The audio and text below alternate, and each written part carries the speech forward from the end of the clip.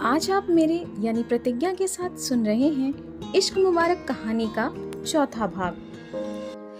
परिवार के सारे लोग देर रात में वापस आते हैं। सभी लोग इवेंट में ही डिनर करके आए थे, इसलिए आते ही अपने अपने कमरों में चले गए। आकाश कमरे में आया तो उसने देखा धृति सोफे पर बैठे बैठे ही सो गई थी। उसने खाना खाया या नहीं, इससे आकाश को कोई फर्क नहीं पड़ता था। वो कपड़े बदलकर अपने बिस्तर पर जाने लगा। अचानक उसकी नजर पिलो के पास पड़े हुए एक कागज के टुकड़े पर चली गई, जिसके ऊपर टूटी फूटी अंग्रेजी में फॉर डियर हस्बैंड लिखा हुआ था। उसे पढ़ते ही उसकी नजर खुद ब खुद सामने सोफे पर बैठी धृति की ओर चली गई। धृति ने कपड़े भी नहीं बदले थे। उसी साड़ी और मेकअप में उसका छोटा सा चेहरा किसी सूरजमुखी के कुमलाए हुए फूल जैसा लग रहा था। धृति एकदम सिकुड़ी हुई बैठी थी, मानो उसे ठंड लग रही हो। आकाश ने एसी ऑफ कर दिया। धृति ने धीरे धीरे सोफे पर अपने पैर फैला लिए। आकाश वापस बिस्तर पर जाकर बैठा तो उसकी नजर सामने पड़े नोट पर चली गई, जो धृति ने उसके लिए लिखा था। आकाश पर पूरे दिन की थकान हावी हो रही थी, इसलिए उसने उस कागज को मोड़कर अपने लैपटॉप वाले बैग में डाल लिया और सोने लेट गया। अगली सुबह, धृति सुनो तो, उठो ना, मेरी शर्ट आयरन कर दो ना प्लीज, मुझे कॉलेज जाना है। अर्नब ने धृति को जोर से हिलाया तो उसकी नींद टूटी। आकाश ऑफिस जाने के लिए तैयार हो रहा था। धृति ने एक नजर उस पर डाली और एक उसके तकिए पर। नोट वहां नहीं था। उफ, इन्होंने तो पढ़ लिया क्या? कितनी सारी बकवास लिखी थी मैंने उसमें। धृति ने अपने सर पर टीप मारते हुए मन ही मन सोचा। ओह, इतनी देर हो गई, मेरी तो आज नींद ही नहीं खुली। तुम कहाँ जा रहे हो? धृति ने आंखें मसलते हुए अर्नब से पूछा। फिलहाल तो कॉलेज है, शाम को मेरे फ्रेंड की बर्थडे पार्टी है, तो वहाँ जाना है। तुम चलोगी मेरे साथ? अर्नब ने पूछा। मैं कैसे? धृति सकपका गई। उसे रात का पूरा किस्सा याद था। पैरों से, अब तुम बच्ची थोड़े हो जो मैं तुम्हें गोद में उठा कर ले जाऊंगा। अर्नब इतना कहकर हंसने लगा। धृति ने डरते हुए आकाश की तरफ देखा और बोली, क्या क्या क्या मैं जा सकती हूँ? जाओ, तुम्हारी मर्जी, जहाँ जाना हो जाओ, मुझसे मत पूछो। आकाश अनमने ढंग से बोला और बैग उठाकर बाहर की तरफ चल दिया। सुनो, मैं तुम्हें कॉलेज से आते ही पिक कर लूंगा, तुम तैयार रहना, लेकिन अभी मेरी शर्ट आयरन कर दो ना प्लीज। अर्नब उसके कान में बोला। धृति खुशी से झूम उठी। उसने जल्दी जल्दी अर्नब की शर्ट आयरन करके उसे दे दी और अलमारी से शाम को पहने जाने वाले कपड़े ढूंढने लगी। अगर शाम तक कल की तरह कोई बवाल ना हुआ तो यह पहली बार होगा कि धृति कहीं घूमने जाएगी। कल की सारी बातें भूलकर वो आज बहुत खुश थी। सासू माँ तो आज पार्लर वाली को भी नहीं बुलाएंगी, फिर मुझे तैयार कौन करेगा? ऐसे ही अर्नब के दोस्तों के सामने जाऊंगी क्या? अर्नब की कितनी बेइज्जती होगी। अपने इन लंबे वालों का क्या करूंगी? मुझे तो चोटी के अलावा कोई और हेयर स्टाइल भी नहीं बनानी आती। इधर ऑफिस में अपने केबिन में बैठे आकाश को चैन नहीं पड़ रहा था। सारी बातों से ध्यान हटाने के लिए उसने अपने काम पर फोकस करना शुरू किया। जैसे ही उसने अपने बैग से लैपटॉप निकाला, साथ ही एक कागज भी बाहर निकलकर गिर पड़ा। ये तो वही कागज है जो रात में मेरी पिलो के पास रखा था। अपने मन में इतना बोलकर उसने नोट खोलकर पढ़ना शुरू किया। डियर चीकू जी, हम आपसे बहुत प्यार करते हैं और मरते दम तक करते रहेंगे। हम यह भी जानते हैं कि आप हमसे ज़रा भी प्यार नहीं करते, लेकिन कम से कम प्यार से बात तो कर सकते हैं ना। माना हम गंवार हैं, लेकिन गांव के लोग इतने भी बुरे नहीं होते। हमें समझ नहीं आता हमसे क्या गलतियां हो जाती हैं जिसके लिए आप हमें इतना डांटते हैं।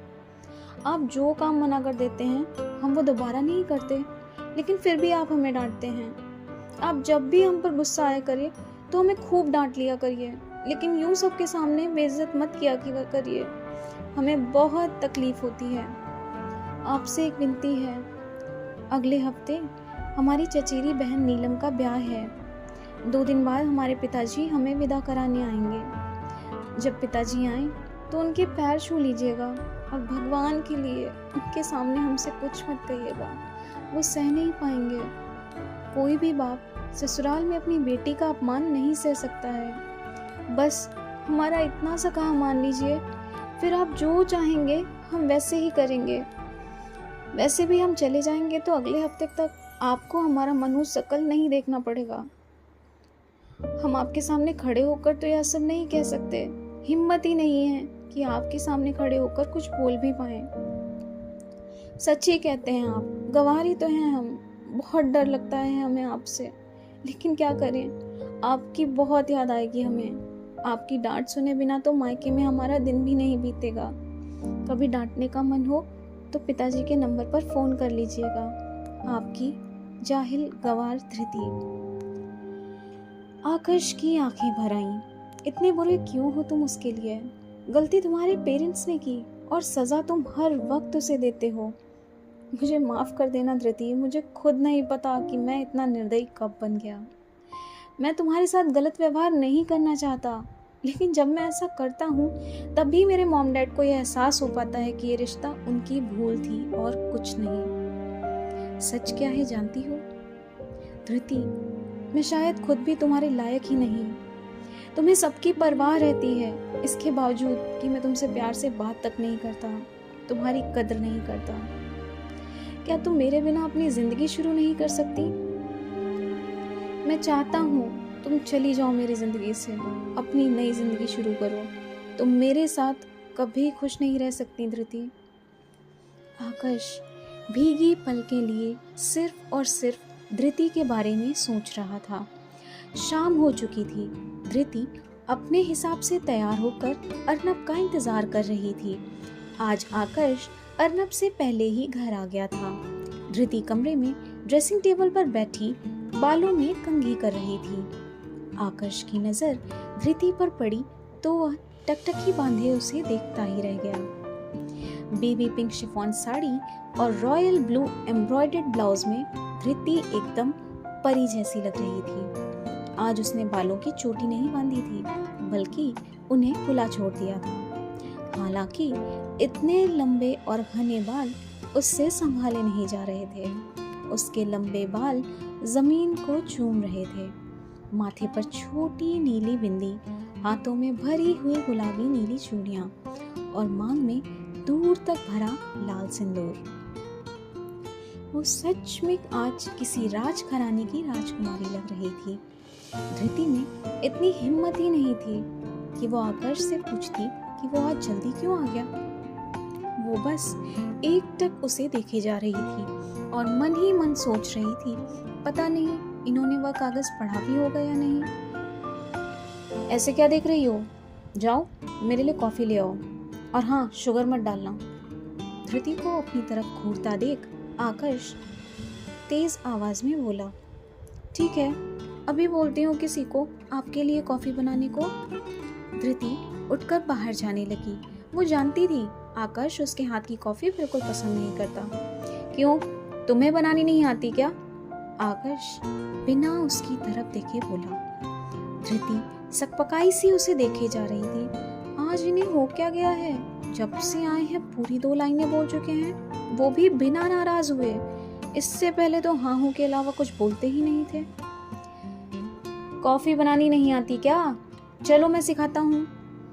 आकर्ष के इतना कहते ही धृति सम्मोहित सी ड्रेसिंग टेबल से उठकर उसके पीछे पीछे चल दी।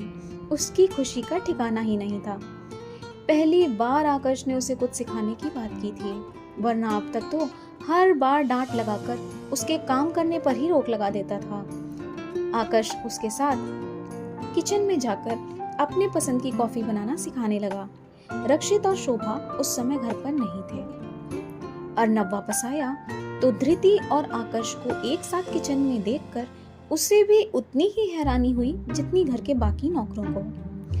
कल यही शख्स अपनी बीवी के साथ कैसा बर्ताव कर रहा था, और आज देखो, अजीब है मेरा भाई। लेकिन कहीं ना कहीं इस तरह उन दोनों को एक साथ किचन में देखकर वह मन ही मन खुश हो रहा था। अर्नब ने किचन में जाकर दोनों को पीछे से धप्पा कर दिया। धृति तो एकदम से चौंक गई। धृति, आज ना तुम एकदम आशिकी 2 वाली श्रद्धा कपूर लग रही हो। और भैया आप भी आप आप एकदम शक्ति कपूर लग रहे हैं। अर्नब आकाश को चढ़ाते हुए बोला और धृति का हाथ पकड़कर पहाड़ की तरफ खींच ले गया। अब चलो भी, वरना पार्टी के लिए देर हो जाएगी। पर इनकी कॉफी सुनो। आकाश उन दोनों को जाते हुए देख रहा था। उसकी नजर धृति की चूड़ियों भरी कलाई पर थी, जिन्हें अर्नब ने अपने हाथों में मजबूती से थाम रखा था।